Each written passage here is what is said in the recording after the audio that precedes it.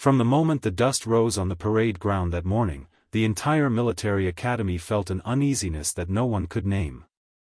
The sun hung heavy, suffocating, pressing down on every soldier as if testing their endurance before the real tests even began. But the true storm was not the heat, nor the day's training, nor the echoes of commands cracking across the air. The true storm arrived quietly, almost invisible, in the form of a small girl with tired eyes, trembling hands, and a frail posture that made even the softest breeze look like a threat to her balance. No one noticed her at first. She blended into the crowd like a faint shadow, until the moment the general's anger fell upon her, and 5 seconds later, he was the one crying for help. She had joined the academy with nothing but a crumpled admission letter and a heart full of bruises from a life that had not been kind. Her mother had died when she was young, her father had buried himself in alcohol afterward, and the neighbors talked about her like she was a burden carried by mistake. Her village mocked her dreams of becoming a soldier. To them, she was too weak, too thin, too soft, too breakable. They said she could barely lift a sack of wheat, so how could she ever lift a rifle? She listened to them in silence, but every word hit deeper than any slap could. She was used to pain, what she wasn't used to was hope. Yet the day she received her acceptance letter, she held it against her chest like a shield, refusing to let the world's cruelty rewrite her fate. She believed that maybe, just maybe, she could become someone strong enough to survive. But the academy was not gentle with her. From the moment she arrived, the others judged her. They whispered, laughed, questioned how she had even passed the basic tests. Some thought she had bribed her way in. Others believed she was a joke placed among them for entertainment. And the general, a man known for breaking the confidence of even the toughest recruits, saw her as a stain on the discipline he demanded. He believed she did not belong. That morning, as she stood in formation, trembling under the weight of the rifle that felt heavier than it should, she became the perfect target for his fury.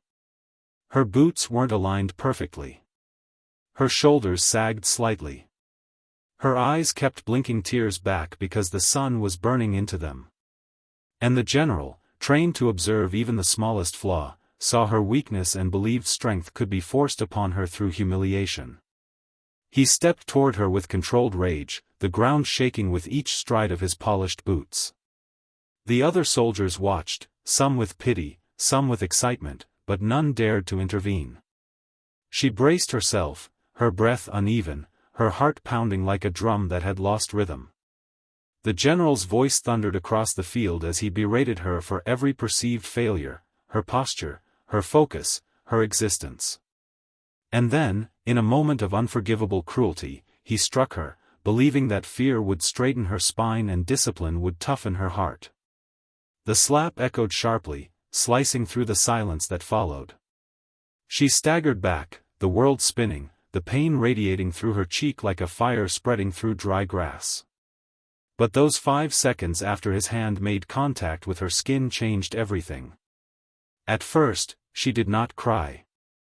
She simply stood there, swallowing the humiliation, fighting to stay upright. But then something happened that no one expected. Something that would forever be remembered as the moment the academy realized strength does not always roar, sometimes it trembles, breaks, and still stands up again. Her vision blurred, not from weakness, but from a sudden collapse that had been waiting for its moment. The pressure of stress, dehydration, and untreated wounds she had been hiding finally overwhelmed her.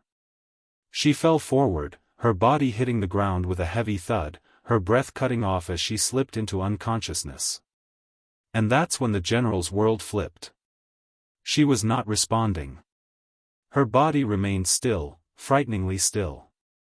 Her fingers curled involuntarily, her breathing turned shallow, and her pulse weakened.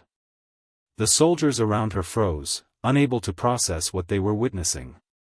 The general's face drained of all color as panic struck deeper than discipline ever had. He rushed forward, shouting for help, shaking her gently at first, then desperately. He called for the medic unit, his voice shaking, cracking, revealing a fear no soldier had ever heard from him. In those 5 seconds, he became the one begging, helpless, drowning in guilt for pushing her beyond the limits he had never bothered to understand. The medics arrived and lifted her onto a stretcher as the general followed closely, pacing, trembling, muttering prayers under his breath. In the medical room, doctors worked urgently, discovering the truth he had not bothered to see. She had been training with untreated injuries, pushing herself through severe exhaustion, and starving herself to save food money for her ill father back home. Her body was breaking long before he struck her. And his blow had only pushed an already fragile body into collapse. For hours, he waited outside the medical room, unable to sit, unable to breathe properly. The weight of his guilt crushed him more than any battlefield defeat ever could. He had always prided himself on molding strong soldiers, but now he realized he had broken one who had already been fighting silent wars inside herself. When she finally woke up, hours later, she did not ask for justice or revenge.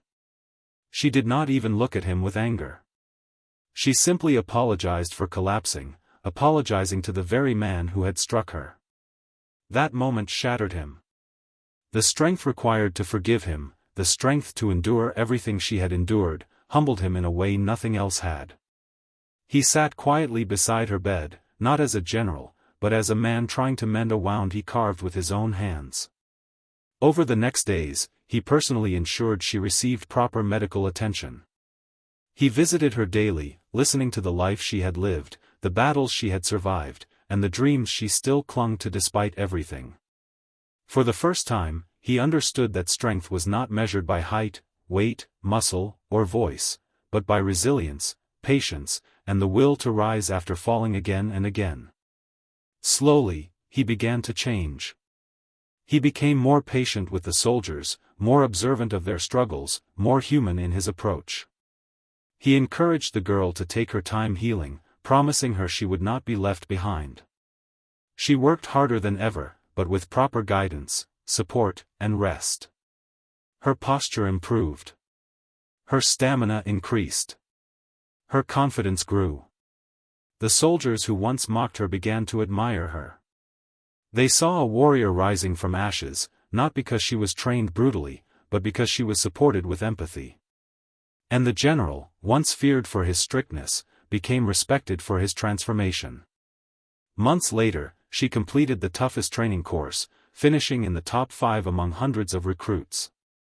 When she stood on stage receiving her badge, she did not see herself as the weak girl the world once mocked. She saw herself as someone who fought every battle, inside and out, and still managed to stand tall. The general saluted her that day with pride shining in his eyes, a gesture deeper than words, a silent apology, a promise, a tribute. And though life had not been fair to her, she walked into the future carrying a strength forged not from violence, but from courage and compassion, a strength no one could ever strike down again. If this story touched your heart, please consider supporting the channel. It truly helps us keep bringing powerful stories like this to you. Special request: tell us in the comments what moment of her journey moved you the most. And so, the weak girl who everyone underestimated became the strongest soldier of them all, not because she never fell, but because every time life tried to break her, she rose with even more strength than before.